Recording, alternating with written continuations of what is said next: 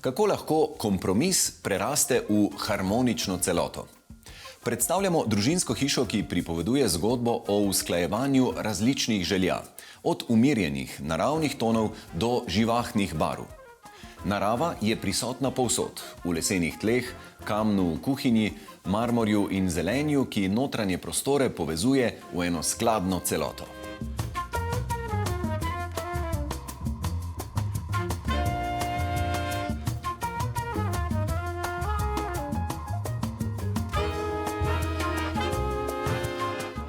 Danes za spremembo začenjamo čisto spodaj, v kletnih prostorih tele zelo zanimive hiše. In bolj, ko se bomo vzpenjali v višje nadstropja, bolj se bodo prizori menjavali, barvno in vsebinsko. V naselju Blejska Pahljača smo že spoznali eno izmed hiš. Vsaka obsega 230 kvadratnih metrov uporabne površine, a zunanji volumen nekoliko zavaja, saj so hiše podkletene. Hiše so zidane gradnje, pahljačasto razporejene okoli osrednjega obračališča za avtomobile, z enotnimi nadstreški in zunanjimi enotami toplotnih črpalk. Danes razkrivamo dom, kjer se osebni slog in ljubezen do narave prepletata v vsakem kotičku. Mateja, katera so bila osnovna izhodišča ali pa osnovne želje tukajšnjih lastnikov glede tega, kakšen dom si želijo? Ja, želje so se v štartu malo razlikovali, tako da smo najprej mogli uskladiti želje naročnikov. Želja gospoda je bila, da bi bil prostor, da bi bil bolj umirjen in večen, z nekako umirjeno barvno lestvico. Želja lastnice je bila pa bolj po teh živahnih barvah, tako da smo najprej to uskladili in našli skupno temo. Ta skupna tema je na koncu bila narava.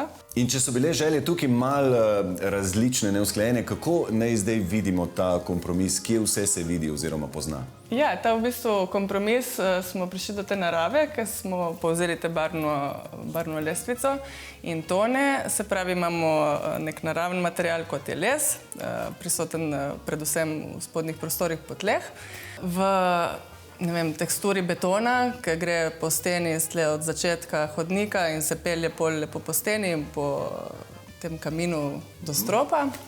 Materiale, kot so, marmor na mizi, na mizicah v dnevnem prostoru, kamnu v kuhinji kot pultu, lesenih visečih elementih nad kuhinjskim prostorom in recimo tem osrednjem delu, ki deluje kot pregrada med stopniščem in kuhinjskim prostorom. No, se pravi, ta narava iz zelene zakulise okna je pripeljana noter v prostor. In lastnica je velika ljubiteljca rastlin, tako da smo namenili, imajo te rastline posebno mesto. Nekdo pride, ja.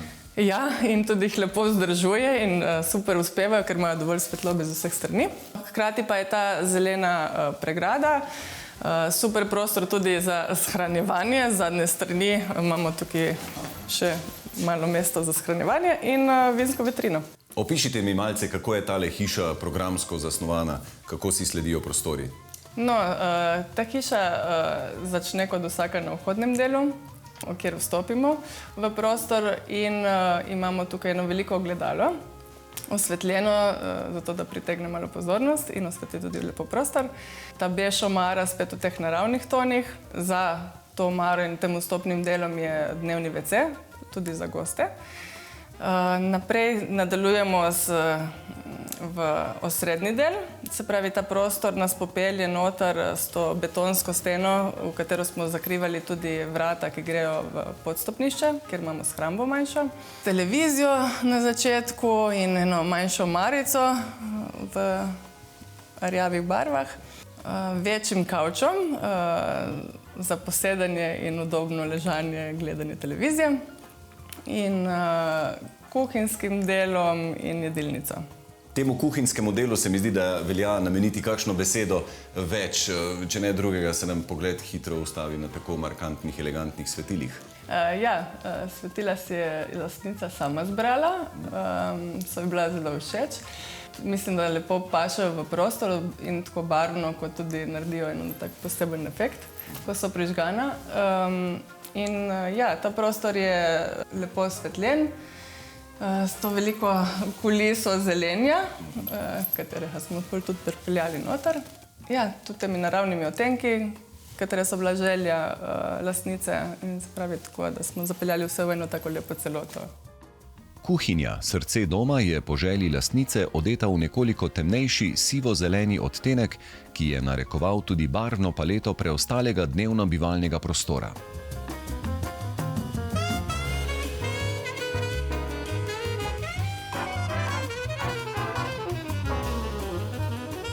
No, tukaj v tem desnem delu zgornjega prostora imamo spalnico najmlajše punčke in edine, ki se tudi rada ukvarja z jahanjem konjičkov.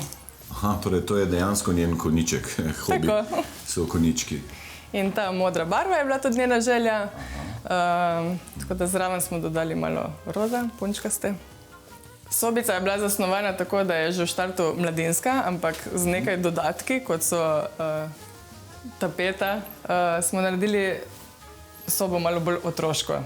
Tako da enkrat se to odstrani in... Tapete lahko grejo dol. Tapete grejo dol, stolička se zamenja. Res težav naredimo mladinsko sobo. Tako.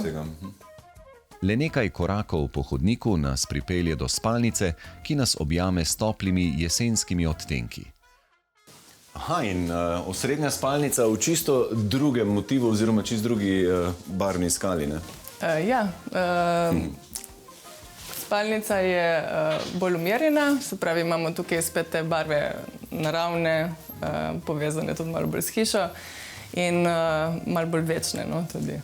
Najdemo to tapeto z malimi motivčki cvetja, spet ta narava, zemeljske tone barv, tudi vzglavje postelje, tako da pričara eno tako hotelsko vzdušje in sproščujoče z en-suite kopalnico, kjer imamo tudi ta naraven motiv poroda in... Je to imitacija talna obloga? Ja, keramika, ne? Se pravi, keramika z imitacijo kamna. Lastnica si je sicer sprva želela veliko prostostoječo banjo kar v spalnici, a so jo zaradi pomankanja prostora umestili v domači spa, kjer je našla svoje popolno mesto. Zdaj pa pojdiva še v te posebne kletne prostore oziroma v domači spa. No, v kletnih prostorih je bila tudi želja naročniku, da se ustvari tak spa oziroma prostor za počitek za savno, ki jo tudi zelo radi uporabljajo. Ker v spa nismo mogli popeljati narave v fizični obliki, se pravi rastline tam ne bi uspevale, ker niso imele dovolj svetlobe, je bila želja torej, da se uporabi ta motiv na tapeti. In lastnica je najdla eno primerno tapeto z takimi tudi še vedno dovolj umirjenimi barvami, da umirijo človeka in pričarajo ta občutek tropskih gozdov. Ker je bila arhitektka v projekt vključena že pred začetkom gradnje, je imela dovolj ustvarjalne svobode, da je lahko tloris v celoti prilagodila željam lastnikov. Skupaj so se odločili, da mansardni del hiše, za katerega je bil že v izhodišču predviden dostop tako iz zunanjega kot tudi iz notranjega stopnišča, popolnoma ločijo od svojega bivalnega dela. Tako je nastala samostojna bivalna enota, manjši apartma. Ta lahko služi za oddajanje, kot ločen prostor za goste ali pa morda kasneje kot samostojno stanovanje za odraslo hčerko. In če je bil skupni bivalni del kompromis okusov obeh lastnikov, si je v tem ločenem apartmaju lastnica lahko privoščila več svobode pri izbiri paru, vzorcev in materialov. Nastal je živahen in igriv ambient, več kot primeren za kratkotrajno bivanje ali kot dom za mlado dekle.